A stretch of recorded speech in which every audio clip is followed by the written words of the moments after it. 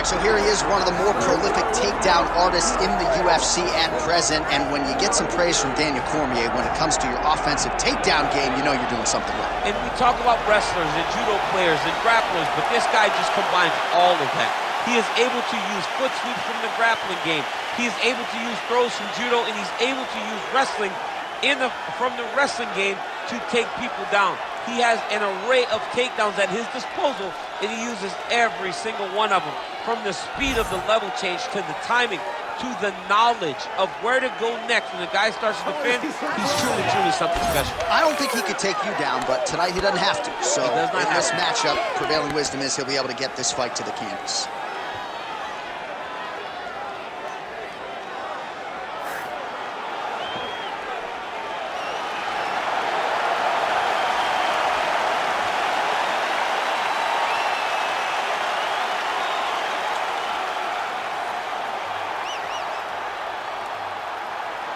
He'll be able to get this fight to the canvas.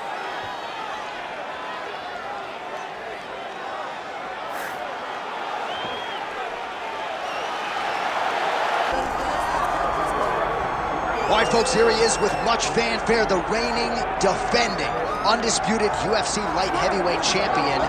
Big challenge in front of him tonight, but this man looks like an individual who could reign for some time. Well, he reigns atop what was the UFC's glamour division.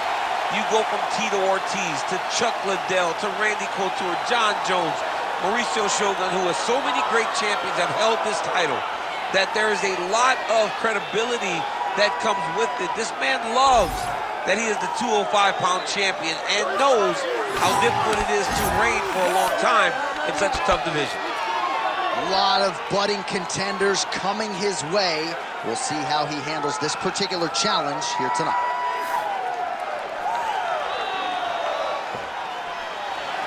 All right, ready to go from the house that MJ built. We are at United Center, Chicago, Illinois, USA. Both fighters now ready to engage. Let us see who emerges in this critical matchup.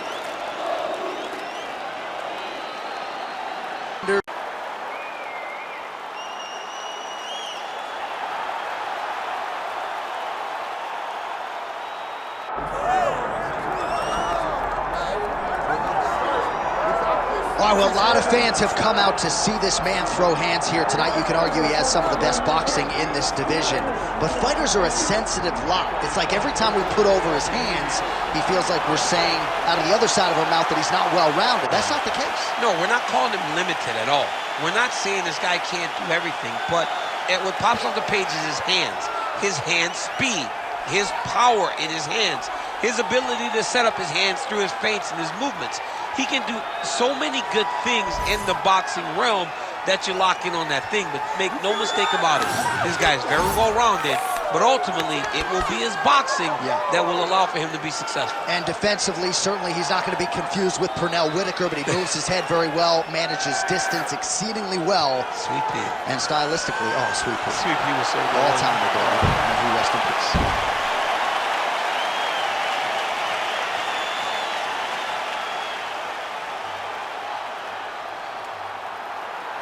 For him to be successful. And defensively, certainly he's not going to be confused with Pernell Whitaker, but he moves his head very well, manages distance.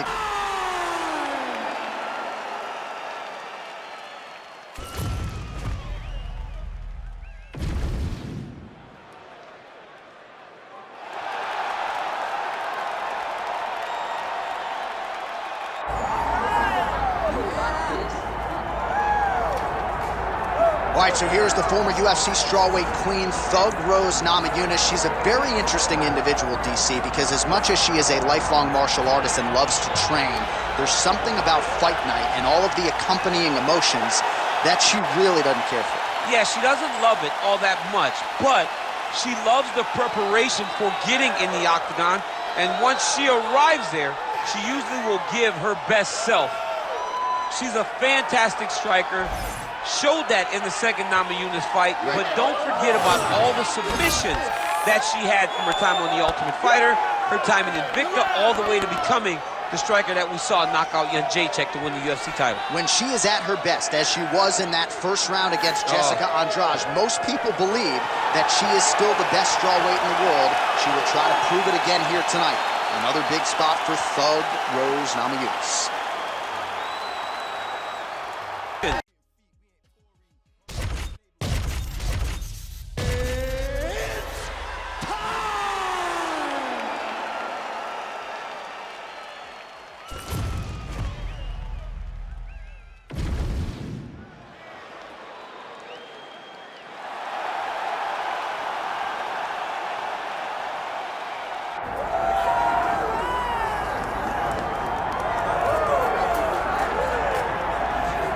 Well, Floyd Mayweather talks a lot about hard work and dedication, and that has been the root of this light heavyweight contender getting back to a championship fight. We'll see what he does with it here tonight, champ. He's a grinder, John, and you knew that he would get back here.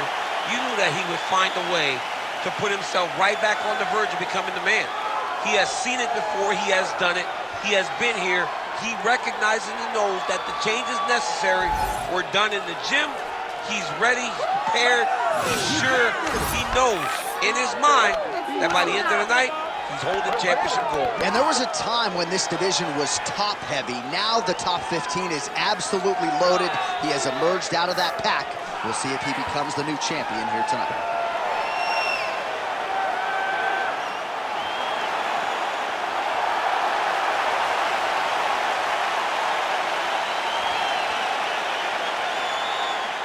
There was a time when this division was top heavy. Now the top 15.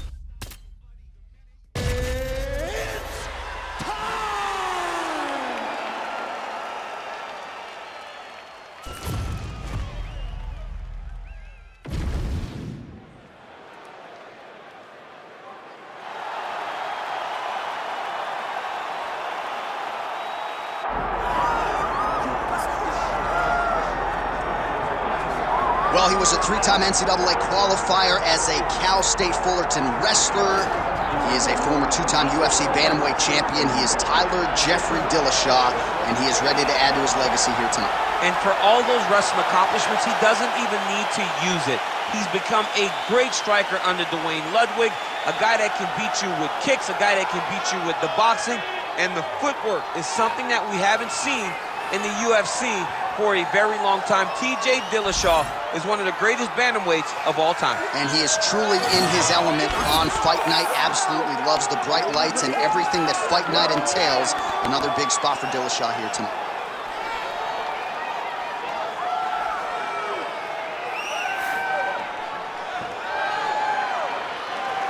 TJ Dillashaw has graced the octagon. He's ready to go. Absolutely loves the bright lights and every...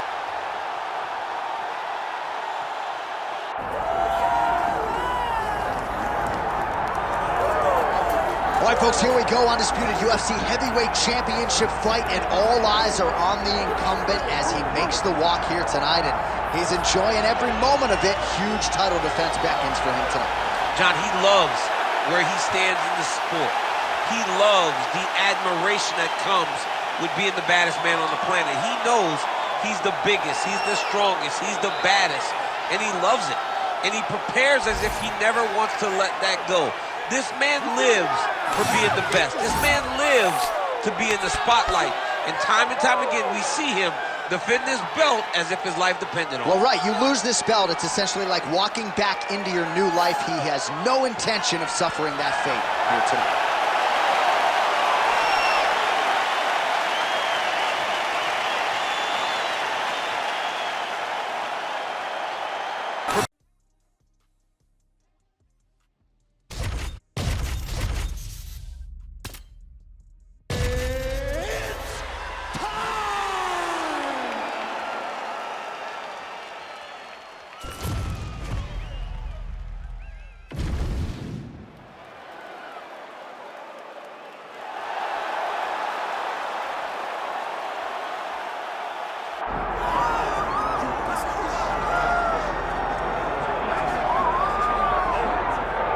All right, so not the first time he has been the #1 bantamweight contender, but most would argue this is a totally different beast than the man who arrived in a championship setting prior. Your thoughts on the #1 contender coming in here tonight? You know, when you get here, you find an opportunity to try and become the man. But if it doesn't work out, you got to find your way back. exactly what this guy did. Not many believe that he would find his way back to this championship. He has, but now he understands that this will be the last chance. The last chance to become the champion. He cannot miss this opportunity. It's all or nothing for this guy walking into the octagon. As some might say, don't be Russell Westbrook, right? Don't get to the NBA Finals one time, you gotta get back. There twice. You gotta get there twice.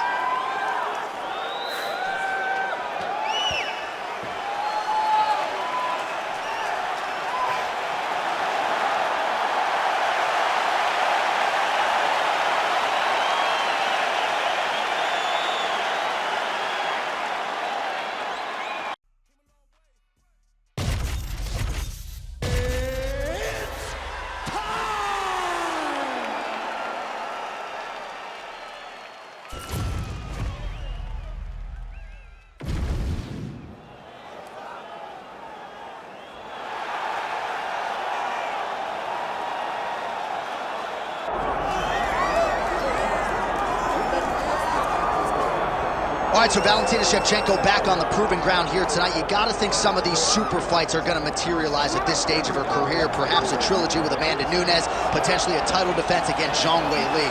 But make no mistake about it, at 125 pounds, she has distanced herself from the pack. Yes, there is a lot out there for Valentina. Super fights are on the horizon, but the only time that those present themselves is whenever you have really dominated the division that you fight in. Valentina has done that. She has beaten everyone, and she has dominated most of them. So let's see if tonight she can once again get her hand raised and look to some of those things that are out there for her to accomplish. 7 title defenses and counting for Shevchenko. She moved down to 125 pounds back in 2017, and needless to say, she has not looked back.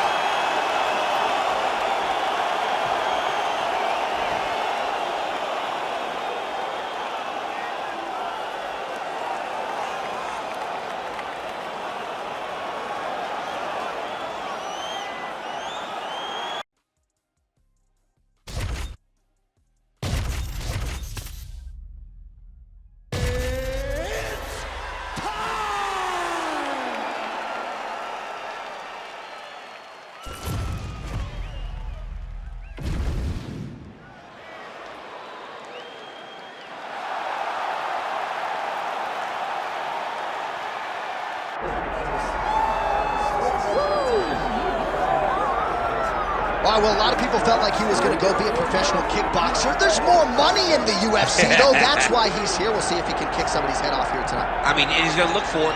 You know, we have seen great kickboxers come into the sport before. We have not seen many that come with the background, with the tradition and the history that this man has in kickboxing. He is so sure that if it's a stand-up fight in the UFC, he beats anyone. And I'm talking anyone, the best in the world. He thinks he beats them, but he's gonna have to show that he can stay upright, because this ain't kickboxing. This is mixed martial arts. You gotta make sure you defend those legs, or you end up spinning 15 minutes laying on your back. That's right. We did have some fun in our fighter meeting. He said, would you guys prefer a knockout with a kick or a punch? We said, hey, man, I mean, we want to see you throw those feet. So we'll see if he can get the knockout here tonight in what is a very interesting stylistic matchup.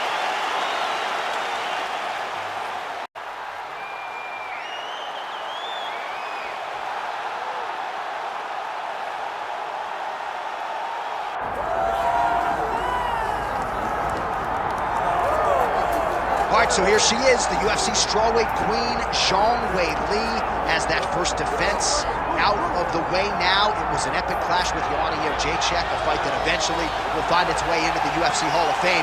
And you got to think a lot of valuable championship experience gained that night for Zhang Weili. There are a lot of difficult matchups here in this top 5 at 115 pounds, wrestlers, former champions. But right now, Zhang Weili will be favored to beat all of them. She's got another stern test in front of her tonight.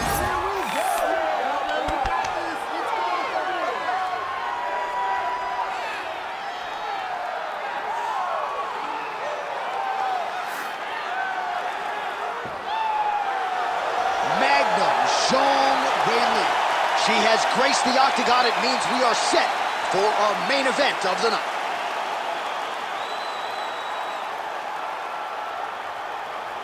Our tale of the tape now for this strawweight championship fight.